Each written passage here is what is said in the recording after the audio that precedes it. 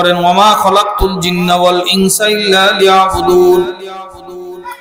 হে দুনিয়ার মানুষ, আমি মাওলাই মানুষ এবং জিন জাতিকে বানাইছি একমাত্র আমার ইবাদতের জন্য। হে আল্লাহর বান্দারা, আপনার আমার যে কোনো জিনিস বানাবার পিছনে একটা উদ্দেশ্য থাকে।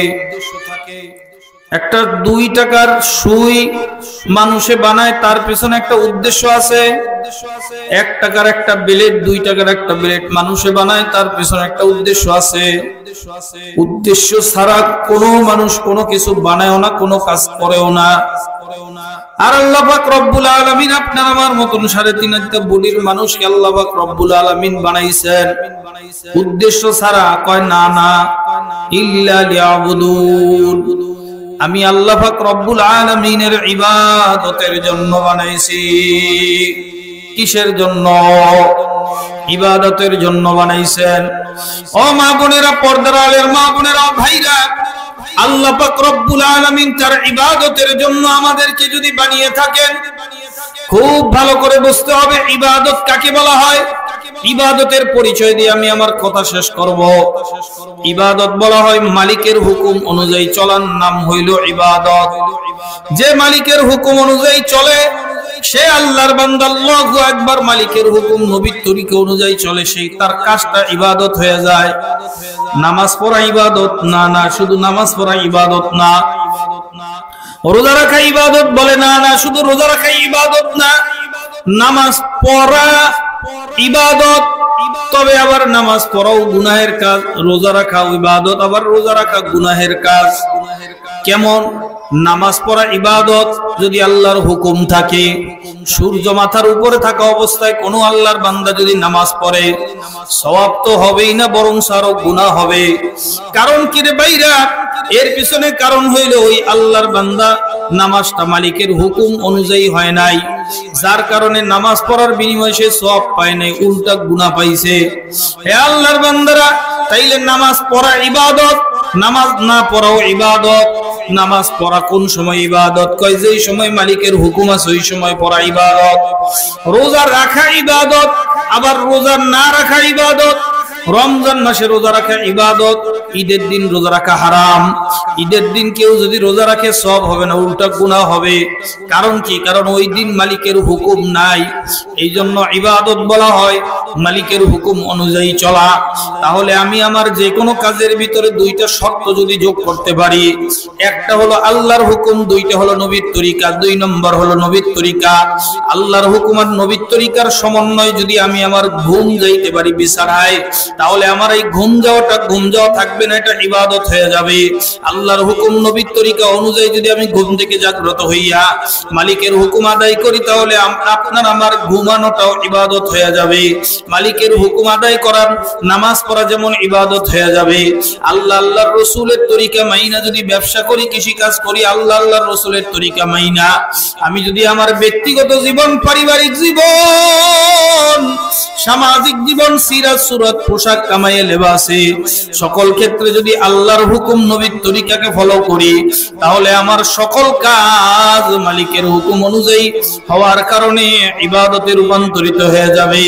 এই জন্য ইবাদতে রূপান্তরিত হয়ে যদি যায়, আলহামদুলিল্লাহ, আমি ব্যবসা করি, নামাজের মুসল্লায় বান্দা যেই নেকি পায়, ব্যবসার মধ্যে আল্লাহর হুকুম নবীর তরিকায় ফলো কইরা ব্যবসা করলে বান্দার নামাজের ভিতরে যে সওয়াব পায়, ব্যবসা কইরা একই সওয়াব পাবে। সুবহানাল্লাহ।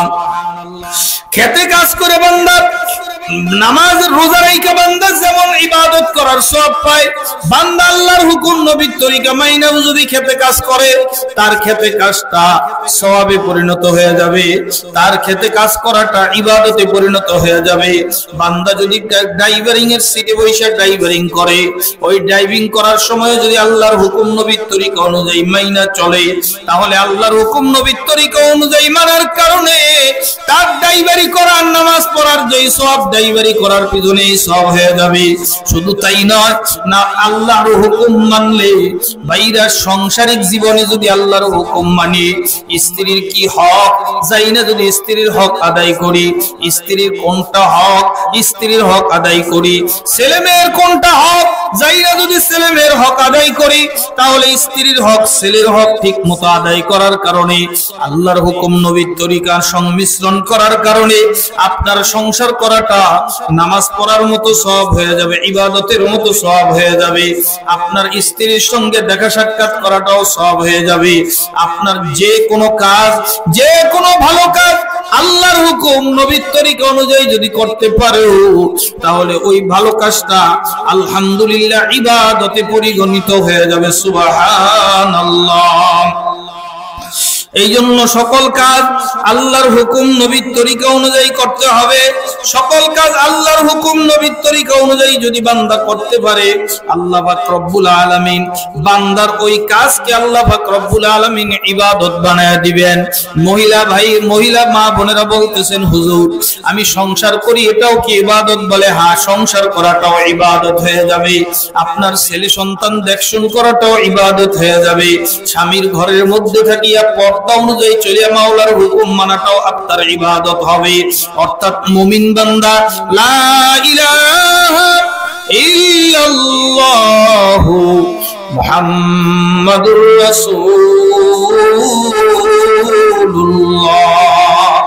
এই লা ইলাহা ইল্লাল্লাহু মুহাম্মাদুর রাসূলুল্লাহর সাক্ষ্য দেওয়ার পরে বান্দার শ্বাসে শ্বাসে মালিকের ইবাদত হয়। বান্দার প্রতিটি কদম বা কদম মালিকের ইবাদত হয়। মুসলমানের প্রতিটি কদম বা কদম হিসাব হবে, প্রতিটি সেকেন্ডের হিসাব হবে, প্রতিটি মিনিট, প্রতিটি ঘন্টার, প্রতিটি দিনের হিসাব হবে। ফামাইয়া আমাল মিসকালা যাররাতিন খায়রান ইয়ারা ওয়া মাইয়া আমাল মিসকালা যাররাতিন শাররান ইয়ারা। যাররা টু যাররা, যাররা থেকে যাররা পরিমাণ ইবাদতের হিসাব হবে, যাররা থেকে যাররা পরিমাণ গুনাহের কাজের হিসাব হবে। এই জন্য ভাইরা, পর্দার আলের মা বোনদেরকে বলবো, সকল কাজের মধ্যে দুই শর্ত যোগ করে দেন। আপনার কাজটা আল্লাহ তাআলার ইবাদতে পরিগণিত হবে। সকল কাজের ভিতরে আপনি আল্লাহর হুকুম ঢুকান আর নবীর তরিকা ঢুকান। আল্লাহর হুকুম আর নবীর তরিকার সমন্বয় ঘটলে আপনার কাজটা দুনিয়ার সাধারণ কোনো কাজ থাকবে না, আপনার কাজটা একটা ইবাদতে পরিগণিত হয়ে যাবে। ও মা, যাই নামাজে বৈশা যেরকম নামাজের সওয়াব পাও, ঠিক সংসারের তরকারি রান্না করেও একই সওয়াব পাইবা। শুধু দুইটা শর্ত লাগাইতে হবে, আল্লাহর হুকুম নবীর তরিকা। আল্লাহর হুকুম অনুযায়ী আমার সংসার করা লাগবে। আমার স্বামী, আমি যে সংসার করি, আমার যে স্বামী আছে, আমার স্বামী কি আমার হুকুম অনুযায়ী আমার স্বামী কি হালাল পদ্ধতিতে ইনকাম করলো কিনা, আমার স্বামী কি হারামের দিকে স্পর্শ করলো কিনা, আমার স্বামী কি খারাপের দিকে গেল কিনা, আমার স্বামী কি আমার দ্বারা সন্তুষ্ট হইল, আমার স্ত্রী, আমি স্ত্রী হিসেবে আমার ব্যবহারে আমার স্বামী কি সন্তুষ্ট হলো কিনা, এগুলার দিকে নামাজে যেমন মনোযোগ দিয়ে নামাজ পড়া লাগে, সাংসারিক কাজেও স্বামীকে মনোরক্ষা করার জন্য এরকম মনোযোগী হইতে হবে। কিন্তু অধিকাংশ ক্ষেত্রে দেখা যায় আজকালের মহিলারা স্বামীর দিকে অত বেশি মনোযোগী না। সিরা ভাড়া জামা কাপড় সব বাড়িতে পরে, কোনো পরিপাটি থাকে না। এটাকে নিজেদের জন্য অনেকে ইবাদত তো ঠিকই করে, নামাজ রোজা তো ঠিকই করে, সহিভাবে পর্দা তো ঠিকই করে, কিন্তু এই ব্যাপারে সে যত্নশীল না। স্বামীকে নিজের দিকে আকর্ষণ করতে পারে নাই, বিদায় ওই স্বামী বেচারা বাহিরে গিয়ে নজরের হেফাজত করতে পারে না। বাহিরে যাই আল্লাহু আকবার গুনার কাজে লিপ্ত হয়ে যায়। এর পিছনে দায়ী ওই মহিলা, যেই মহিলা বাড়ির মধ্যে আল্লাহর বান্দারা পরিপাটি হয়ে থাকে না, স্বামীকে আকর্ষণ করবার চেষ্টা করে না। দুলাভাই, খালাতো ভাই, মামাতো ভাই, তালতো ভাই, ফুফাতো ভাই আসলে কত সুন্দর ভাষায় কথা বলে, মনে হয় যেন রেডিও সেন্টার থেকে ভাষা শিখে আসছে, এত সুন্দর ভাষা। আল্লাহর মায়ে বান্দিরা, আমি আপনার মনে কষ্ট দেওয়ার জন্য কথা বলি না, আল্লাহ সাক্ষী। এই ভাষায়, মিষ্টি ভাষায় আপনার সঙ্গে স্বামীর সঙ্গে কথা বলতে বলা হয়েছে, কিন্তু মিষ্টি ভাষায় বলে খালাতো ভাই, মামাতো ভাই, ফুফাতো ভাইয়ের সঙ্গে, স্কুল কলেজের ফ্রেন্ডের সঙ্গে মিষ্টি ভাষায় কথা বলে, স্বামীর সঙ্গে আঞ্চলিক ভাষায় কথার আগে গালি পরে গালি দিয়া কথা বলে, আছে না নাই? এই অবস্থায় ওই স্বামী বাহিরে গেলে, যখন বাহিরের নর্তকী মার্কা মেয়েরা সুন্দর ভাষায় কথা বলে, সাইজা গুইজা মানুষের ঈমান নষ্ট করতে নর্তকী মার্কা মেয়েরা বাইর হয়, ওই স্বামী পরেজগার মুত্তাকি যদি গুনার মধ্যে নিপতিত হয়, চোখের হেফাজত যদি করতে না পারে, এ আল্লাহর বান্দি ভালো করে যাইরা রাখো, তোমার নামাজ, তোমার রোজা, সমস্ত ইবাদত করার পরেও স্বামী গুনাহ করার কারণে তুমি একজন দায়ী থাইকা যাইবা। কারণ তোমার অবহেলার কারণে স্বামী বাহিরে বদনজরের শিকার হয়েছে। এই জন্য মা বোনেরা, আপনার ঘরটা আপনার ইবাদতখানা, আমার আল্লাহু আকবার, পুরুষের কাজের স্থানটা পুরুষের ইবাদতখানা। ইবাদতখানা করব, কাজ হয়ে যাবে ইবাদত। শর্ত ওই যে বললাম দুইটা। একটা শর্ত হলো আল্লাহর হুকুম নবীর তরিকা অনুযায়ী করব, আর একটা শর্ত আল্লাহু আকবার, যা করব আল্লাহ তাআলাকে সন্তুষ্ট করার জন্য করব। এই জন্য পরিপূর্ণ জীবনটাকে অধিকাংশ আমলি বানাবার জন্য তিনটা ফর্মুলা দিয়ে বিদায় হয়ে যায়। এক নাম্বার ফর্মুলা, যে কোনো কাজ শুরু করব আলহামদুলিল্লাহ বিসমিল্লাহির রহমানির রহিম বলে যে কোনো কাজ শুরু করব। রান্না বসাইতে যাব বিসমিল্লাহ বলে শুরু করব, খানা খাইতে যাব বিসমিল্লাহ বলে শুরু করব, আল্লাহু আকবার, তরকারি রান্না করতে যাব বিসমিল্লাহ বলে শুরু করব। আর হালতে যে কোনো কাজ করব, সকল কাজ আমি শুরু করব বিসমিল্লাহির রহমানির রহিম। বিসমিল্লাহ বললে বরকত দেয় কে? বাইরে আল্লাহু আকবার। এক হিন্দু মেয়ে চলাফেরা করতে যাইয়া আল্লাহু আকবার, মুসলমানের মাদ্রাসার পাশ দিয়ে প্রতিদিন যাতায়াত করে আর হুজুরের সবক শুনে। হুজুরে বলতেছে, ও ছেলে মেয়েরা, তোমরা যে কোনো কাজ বিসমিল্লাহির রহমানির রহিম বলে পড়বা, যে কোনো কাজ বিসমিল্লাহির রহমানির রহিম বলে শুরু করবা। মেয়েটা যাতায়াত করতে করতে বিসমিল্লাহ শিখা ফেলছে। বলে বিসমিল্লাহ পড়লে কি হয়? মুসলমান মেয়েরা বলে বরকত হয়। কয় আমি আজকে থেকে বিসমিল্লাহ বলে পড়া শুরু করব, যে কোনো কাজ শুরু করব। ওই হিন্দু মেয়েটা বাড়িতে যাইয়া বই রাখে, কয় বিসমিল্লাহ, আল্লাহু আকবার, কাজ করে কয় বিসমিল্লাহ, যে কোনো কাজ করে মেয়েটা খালি বিসমিল্লাহির রহমানির রহিম করে শুরু করে। ওই মেয়ের মা শুনলো, ওই মেয়ের বাবা শুনলো, কি ব্যাপার? বিসমিল্লাহ তো আমাদের কোনো কথা না, এটা তো মুসলমানদের কালামের শব্দ, ও কেন বিসমিল্লাহির রহমানির রহিম বলে শুরু করে? ওরে ধর পিটা। ওই মেয়েরে ধইরা যখন তার বাবা মা, বিধর্মী বাবা মা পিটানো শুরু করলো, মেয়ের গায়ে শরীরে কোনো পিটান লাগে না। জঙ্গলে নিয়ে গিয়া শরীরে কেরাসিন তেল ঢাইলা আগুন লাগাই দিল, আগুন লাগে না, আগুন নিভা যায়। তরবারি দিয়া জবাই করার জন্য রেডি, জবাই হয় না। কিছুতেই ওই মেয়ের কোনো ক্ষতি করতে পারে না। মেয়ে খালি কয় বিসমিল্লাহির রহমানির রহিম। অবশেষে কয় এইভাবে মারা যাবে না। ও যখন বিসমিল্লাহ ছাড়বে না, ওর বিসমিল্লাহ ওরে কতটুকু বাঁচাইতে পারে আমি দেখে নেব। একটা ছোট মিষ্টির হাড়ির ভিতরে, ওই হাড়ির ভিতরে পানি ঢুকাইয়া কতগুলো বিষধর সাপ হাড়ির ভিতরে ঢুকাইয়া দিয়া সুন্দর করে মিষ্টির বাক্সর মতো প্যাকেট করে রাইখা দিছে। আজকে মেয়ে স্কুল থেকে আসলে বলবা তোমার বাবাই তোমার জন্য মিষ্টি আনছে, তাড়াতাড়ি খাও।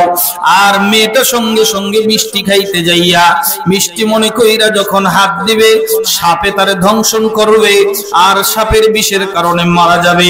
ঠিক ওই মেয়েটা বিসমিল্লাহির রহমানির যখন বাড়িতে আসছে, মাই কইতেছে, বাবাই ডাক দিয়া কয়, মাই কইতেছে তোর বাবাই তোর জন্য মিষ্টি আনছে, ওই জায়গায় খাবিনি? বলে হ্যাঁ। কয় যা যা মিষ্টি খা। এক দাঁত দিয়ে মাই কয়, আবার দিক দিয়া কান্দে, কয় আল্লাহ আমার মেয়ের তুমি মাইরো না।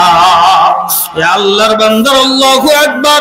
ওই মেয়েটা যাইয়া ওই হাড়ির মুখ করে কয় বিসমিল্লাহির রহমানির রহিম। হাড়ির উপরে যে কাপড় ছিল ওইটা সরাই কয় বিসমিল্লাহির রহমানির রহিম। আল্লাহ তাআলা ডাক দিয়া কয়, ও জিবরাইল, জান্নাত থেকে মিষ্টি এই হাড়ির মধ্যে ঢুকাইয়া দাও আর সাপ বিচ্ছুগুলাকে দূর করে দাও। সাপগুলো সরাইয়া জান্নাতি মিষ্টি ওই আপনার হাড়ির ভিতরে প্রবেশ করানো হলো।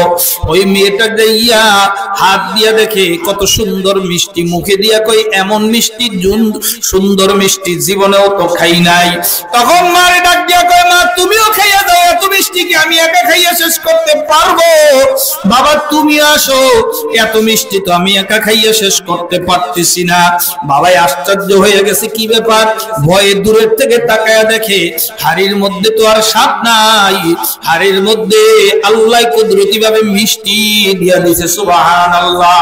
এবার বাবাই মিষ্টি হাতে নিয়ে খাইয়া দেখি কত মজা, কই এত সুন্দর, যেই এত সুন্দর মন্ত্র দোয়া যেই ধর্মের শিক্ষা হয়, ওই ধর্ম কোনোদিন মিথ্যা ধর্ম হতে পারে না। ওই বিসমিল্লাহর আমলের কারণে মেয়ের সঙ্গে মেয়ের বাবা মা ফুল ফ্যামিলি কালেমা পড়ে মুসলমান হয়ে গেল। সুবহানাল্লাহ। এজন্য আমার মায়েরা যে কোনো কাজ করবেন শুরুতেই পড়বেন বিসমিল্লাহির রহমানির রহিম, আলহামদুলিল্লাহ, কাজটা বরকতপূর্ণ হয়ে যাবে। যে কোনো কাজ করবেন ভালো কাজ ডান দিক থেকে শুরু করবেন। পানি খাবেন ডান হাতে খাবেন, আল্লাহু আকবার। যে কোনো কাজ করবেন ডান দিক থেকে করবেন।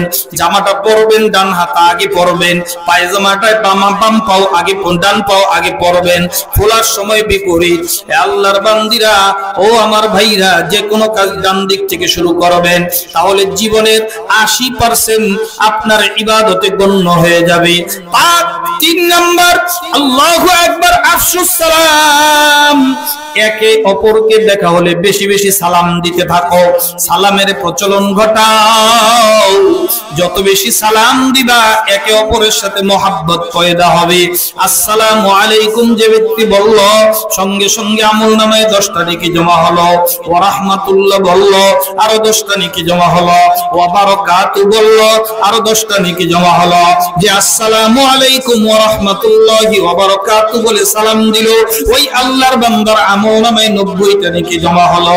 এই 90 নেকি আমলনামায় জমা হলো। যে ব্যক্তি সালামের জবাব দিল, তার আমলনামায় কোন কোন বর্ণনায় 10 নেকি, কোন কোন বর্ণনায় 50 নেকি জমা হয়। এই জন্য একে অপরের বেশি বেশি সালাম দেওয়া, চিল্লেও দেওয়া না চিল্লেও দেওয়া। আপনার ছোট বড়কে সালাম দিবে, বড়রা ছোটকে সালাম দিবে। যে যাকে পাই রাস্তাঘাটে যেখানে পাই একে অপরকে সালাম দেওয়া। আল্লাহ তাআলা আমাদের সকলকে কথাগুলোর উপরে পরিপূর্ণভাবে আমল করার তৌফিক দান করে। সর্বশেষ ইসলামিক ভিডিও সবার আগে পেতে আল হাদি মিডিয়া সাবস্ক্রাইব করে পাশে থাকা বেল আইকনটি ক্লিক করুন। ধন্যবাদ।